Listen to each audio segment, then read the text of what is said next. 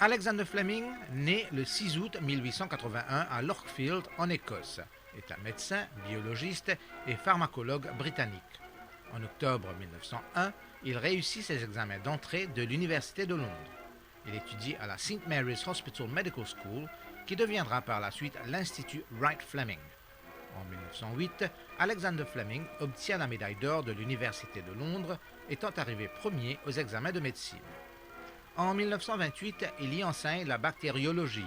Alexander Fleming commence alors des recherches dans ce domaine et découvre une enzyme bactéride appelée lysozyme. C'est également à cette époque, le 3 septembre 1928, qu'Alexander Fleming va faire par hasard sa plus grande découverte. En étudiant des bactéries appelées staphylocoques, certaines de ces boîtes de culture sont contaminées par une spore de moisissure pendant son absence. Ce champignon est appelé Penicillium notatum et se comporte comme un agent antibactérien. Les bactéries s'en écartent. Le docteur Fleming a ainsi découvert la pénicilline. Ces recherches vont ouvrir la voie à l'utilisation des antibiotiques pour guérir les maladies infectieuses. Ce sont les chercheurs Howard Florey et Ernest Chain qui trouvent comment reproduire et stabiliser la pénicilline sous forme médicamenteuse, une dizaine d'années plus tard. Lorsque la Seconde Guerre mondiale éclate, l'utilisation de la pénicilline sauve des milliers de vies.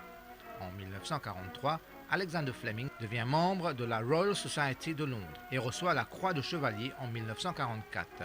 Un an après, ses travaux sur la pénicilline, ainsi que ceux d'Howard Florey et d'Ernest Chain, sont récompensés par le prix Nobel de physiologie ou de médecine. Il reçoit également la médaille du mérite des États-Unis. La même année, l'Association canadienne du médicament lui décerne sa médaille d'honneur.